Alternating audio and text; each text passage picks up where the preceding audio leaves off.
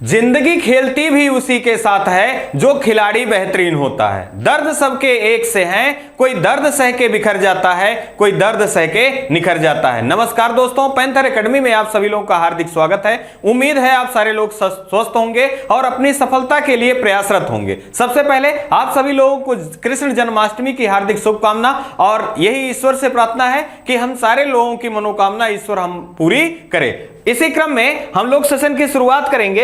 यहां देखिए 2 लाइनें और भी दी गई हैं। आज मुश्किल है, कल थोड़ा बेहतर होगा, बस उम्मीद मत छोड़ना, भविष्य जरूर बेहतर होगा। मतलब आपका जो संकल्प है लक्ष्य को प्राप्त करने का दोस्तों, उसके लिए निरंतर कार्य करते रहिए। यकीन मानिए आप अपने लक्ष्य को प्राप्त करके ही रहेंगे। आइए हम लोग सेशन की शुरुआत करें और आपसे गुजारिश रहेगी कि आप सेशन में शुरुआत से लेकर अंत तक बने रहिए। देखिए पहला प्रश्न अत्यंत महत्वपूर्ण है। हाल ही में किस देश ने नेताजी सुभाष चंद्र बोस से संबंधित पदांग को 75वां राष्ट्रीय स्थल घोषित किया?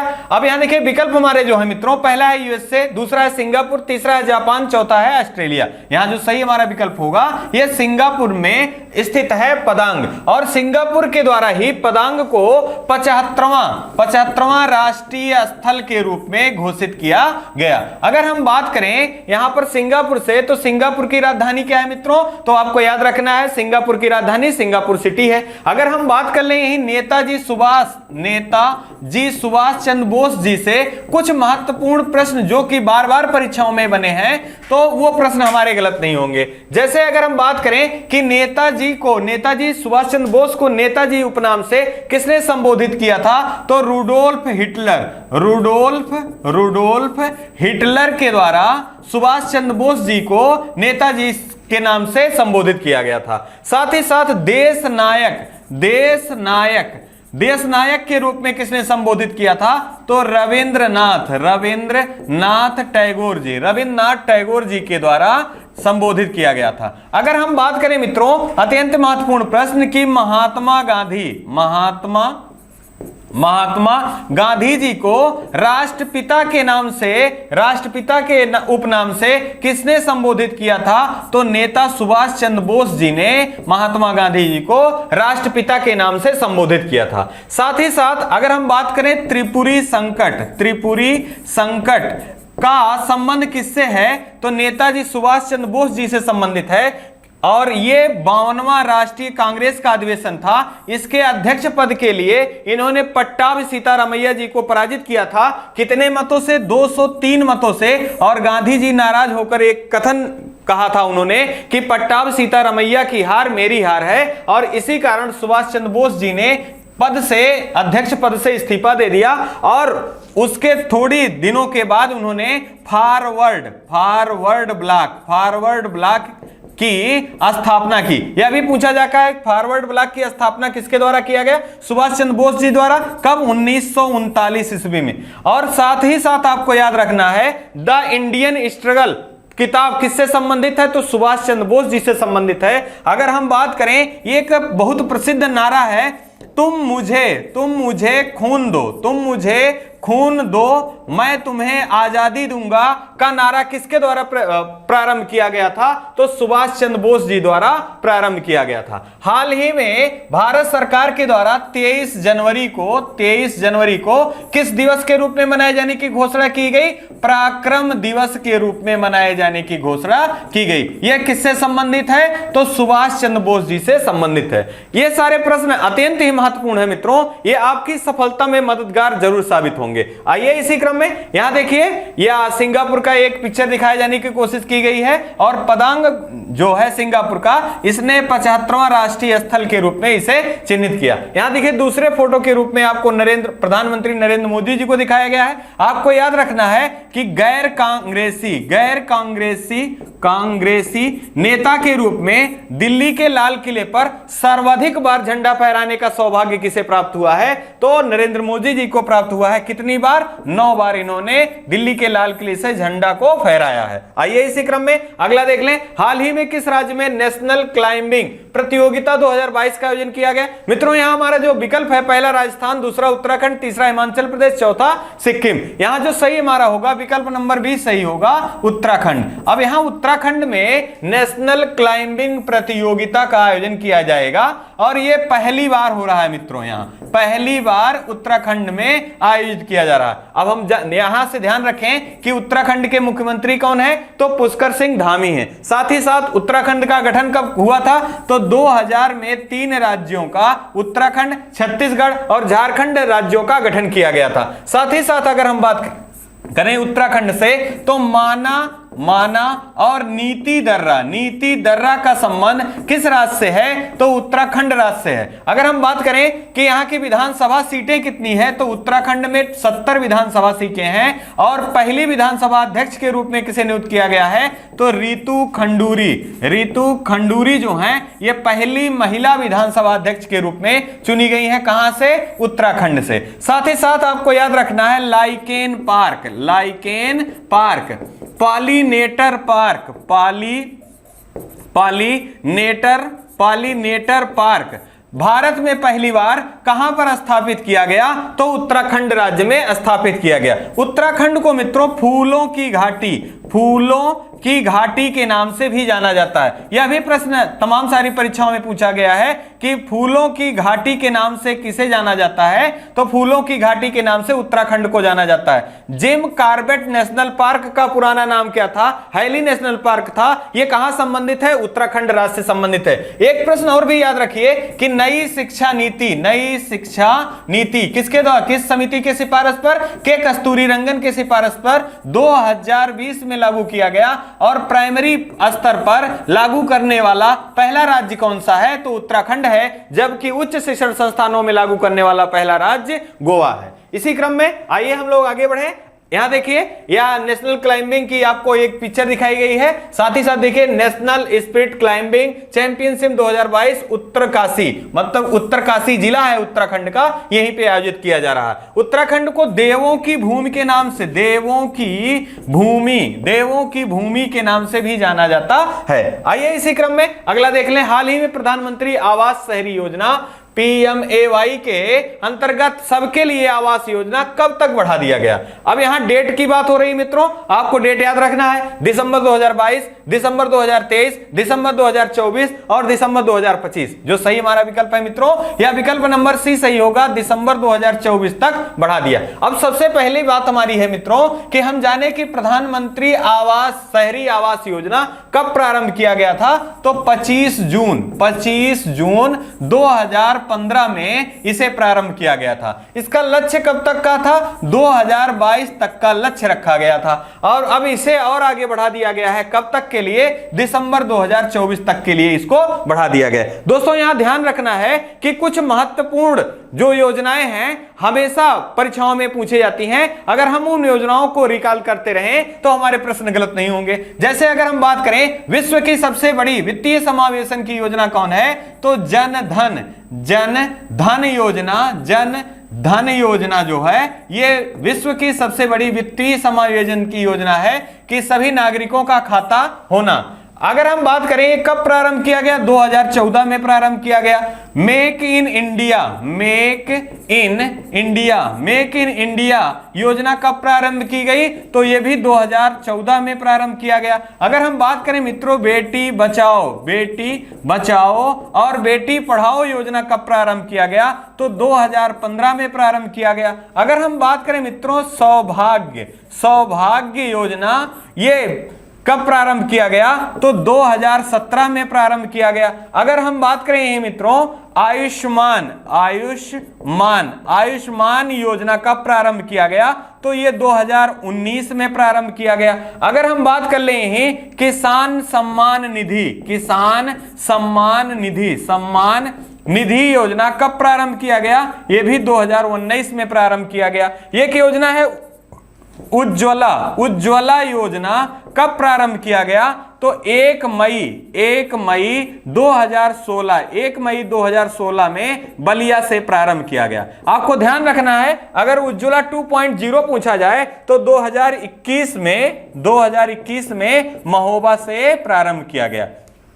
किसानों की आय दुगना करने का लक्ष्य केंद्र सरकार का कब तक का था? तो 2025 तक का है। किसानों की आय दोगुना करना केंद्र सरकार का लक्ष्य 2025 है, और 5 अरब डॉलर की अर्थव्यवस्था को भारत का बनाना, यह कब तक का लक्ष्य रखा गया है? तो 2025 का लक्ष्य रखा गया है। इसी क्रम में आइए हम लोग आगे बढ़ते हैं। यहां देखिए प्रधानमंत्री आवास योजना के पिक्चर के माध्यम से दिखाया गया है, और ये 2 प्रकार से ग्रामीण और शहरी। यहां देखिए प्रधानमंत्री आवास योजना, सबके लिए आवास, शहरी।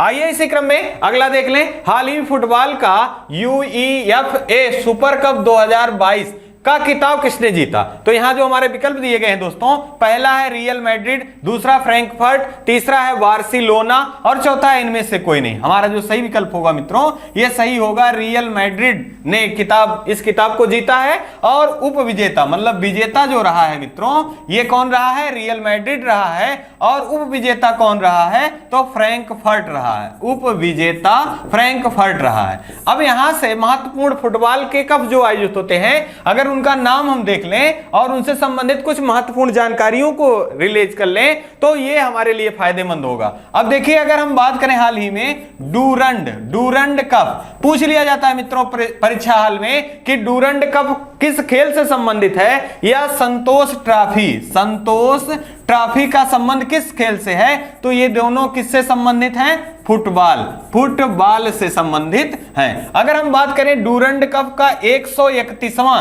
सत्र कहां आयोजित किया जा रहा है, तो ये असम, मेघालय और पश्चिम बंगाल राज्यों में, 3 राज्यों में आयोजित किया जा रहा है। और एशिया का सबसे पुराना जो आपका खेल है फुटबॉल का, वो कौन है? डूरंड कप है। और सबसे पहली बार इसे कब आयोजित किया गया था? तो सबसे पहली बार इसे 1888 में हिमाचल प्रदेश में आयोजित किया गया था। अगर हम बात करें संतोष ट्रॉफी का कौन सा क्रम था जो आयोजित किया गया? 75वां था। और विजेता कौन रहा? केरल राज्य रहा। और उप विजेता कौन रहा? पश्चिम बंगाल रहा। साथ ही साथ आपको याद रखना है मित्रों कि हाल ही में फीफा के द्वारा किस फुटबॉल संघ को निलंबित कर दिया गया? तो भारतीय फुटबॉल संघ को फीफा के द्वारा निरस्त कर दिया गया। अब एक प्रश्न और भी चर्चित है, उसको आपको याद रखना है दोस्तों। अंडर 17 महिला फुटबॉल कप कहां आयोजित होना था? तो यह भारत में आयोजित होना था, जो कि भारतीय फुटबॉल संघ को फीफा के द्वारा निरस्त कर दिया गया। तो यह भी अब होना निश्चित नहीं है, मतलब इसको भी निरस्त कर दिया गया। साथ ही साथ याद रखना है कि आपको फीफा फुटबॉल विश्व कप का आयोजन 2022 में कहां किया जाएगा? तो यह आयोजन दोहा कतर में किया जाएगा। और फीफा का मुख्यालय कहां है? ज्यूरिख में स्थित है। और ज्यूरिख किस देश का शहर है? तो ये स्विट्जरलैंड का शहर है। आइए इसी क्रम में हम लोग यहां देखिए, ये ट्रॉफी दिखाई गई है और साथ ही साथ फुटबॉल कप के बारे में जानकारी। अगला है आपका, हाल ही में विलियम रूटो ने किस देश के राष्ट्रपति चुनाव को जीत हासिल की है? तो पहला दिया गया है दोस्तों सोमालिया, दूसरा ऑस्ट्रेलिया, तीसरा श्रीलंका, चौथा केन्या। हमारा जो सही विकल्प होगा मित्रों, यह विकल्प नंबर डी सही होगा। केन्या के नए राष्ट्रपति के रूप में विलियम रूटो ने राष्ट्रपति चुनाव को जीत लिया है। अब केन्या से संबंधित महत्वपूर्ण जानकारी अगर देखें तो आप याद कर पा रहे होंगे दोस्तों, केन्या की राजधानी क्या है? तो नैरोबी जो है ये केन्या की राजधानी है। यहीं से आपको रिलेट कर लेना है, नैरोबी में ही UNEP United Nation environment programme का मुख्यालय है। कहां? नैरोबी में। अगर हम बात करें स्टॉकहोम सम्मेलन कब आयोजित किया गया था? तो 1972 ईस्वी में आयोजित किया गया था। इसका उद्देश्य क्या था? तो पर्यावरण संरक्षण अधिनियम या पर्यावरण संरक्षण समझौता, और इसी को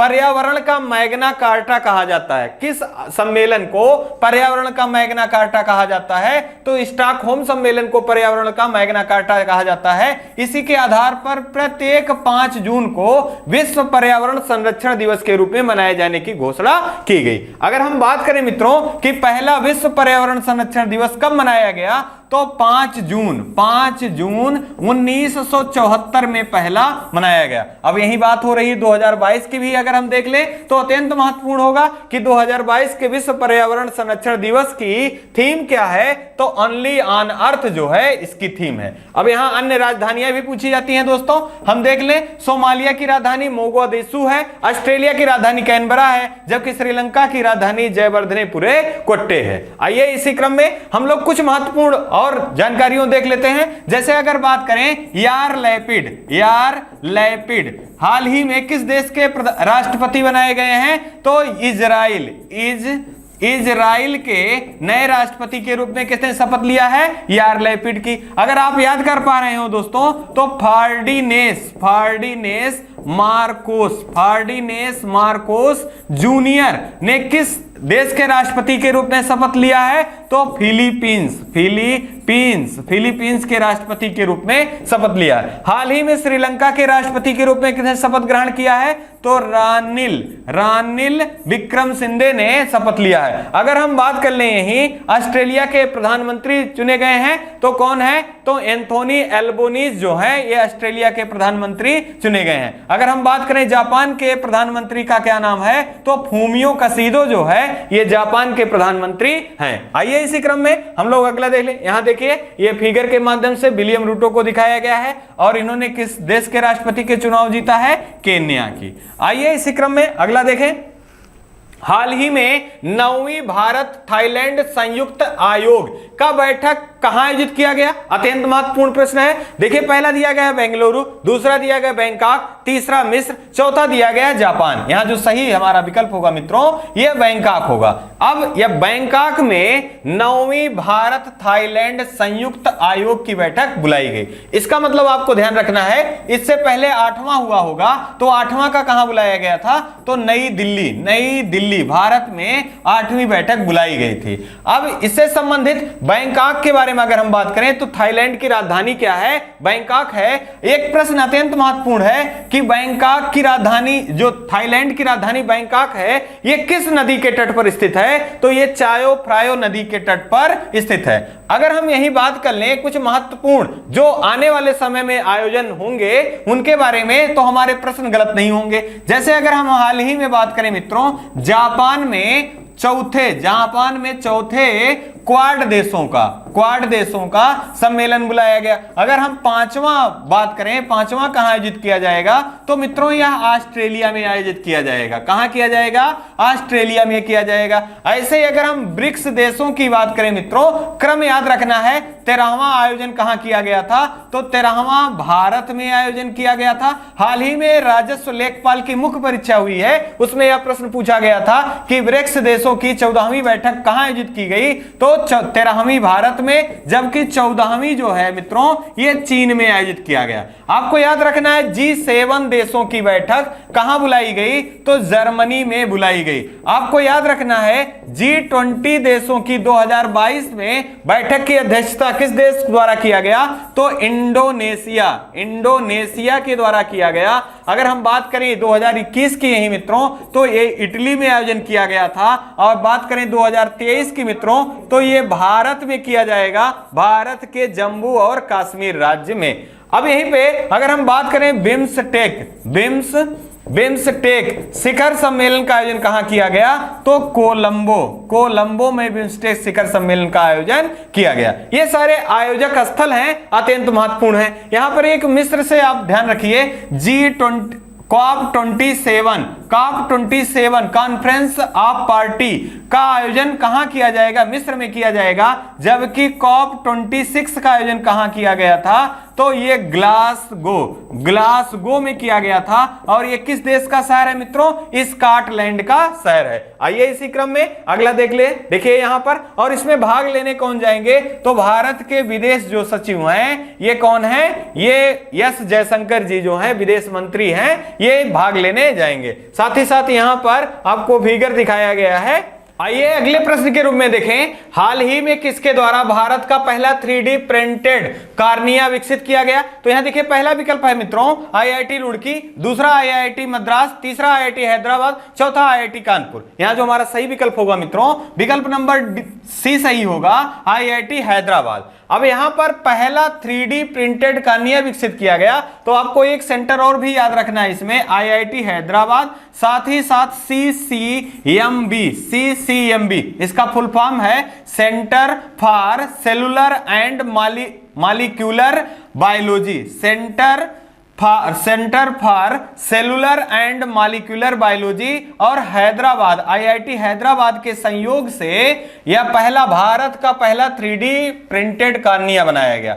इसका आपको ध्यान रखना है कि इसके द्वारा किसी प्रकार के साइड इफेक्ट होने की संभावना नहीं है, पूर्ण रूप से सुरक्षित है, इसी कारण यह चर्चा में रहा है। अगर हम बात करें भारत का जो सुपर कंप्यूटर है जिसे परम के नाम से जानते हैं, यह कहां स्थापित किया गया है? तो IIT रुड़की में स्थापित किया गया है। अगर हम बात करें यही दीपक धर के बारे में, तो जिनको भारत का पहला बोल्टमैन मेडल पुरस्कार से सम्मानित किया गया है, इनका संबंध किस IIT से है? तो IIT कानपुर से है। इसी क्रम में हम लोग आगे बढ़े और देखिए यहां पर जो 3D प्रिंटेड कार्निया बनाया गया, इसका पिक्चर दिखाया गया है किसके द्वारा?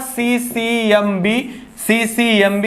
इसको फिर से आप ध्यान रखें, इसका फुल फॉर्म जो है यह है centre for cellular and molecular biology जो है इसका फुल फॉर्म है। और IIT हैदराबाद और centre for cellular molecular biology, इन दोनों संस्थानों के सहयोग से बनाया गया। अभी आपको याद होगा लंपी प्रोवैक नामक स्वदेशी दवा का निर्माण किन किन के द्वारा किया गया? तो राष्ट्रीय अश्व संस्थान जो कि हरियाणा में स्थित है, और पशु चिकित्सा अनुसंधान केंद्र जो कि कहां? इज्जत नगर बरेली उत्तर प्रदेश में स्थित है, इनके द्वारा बनाया गया है स्वदेशी दवा लंपी प्रोवैक। आइए इसी क्रम में हम लोग अगला देख लें। हाल ही में चर्चा में रहा गार्डा झील का संबंध किस देश से है? हमारा पहला विकल्प है USA, दूसरा है इटली, तीसरा है लंदन, चौथा है पेरिस। यहां जो सही हमारा विकल्प है मित्रों, यह बी नंबर विकल्प सही है,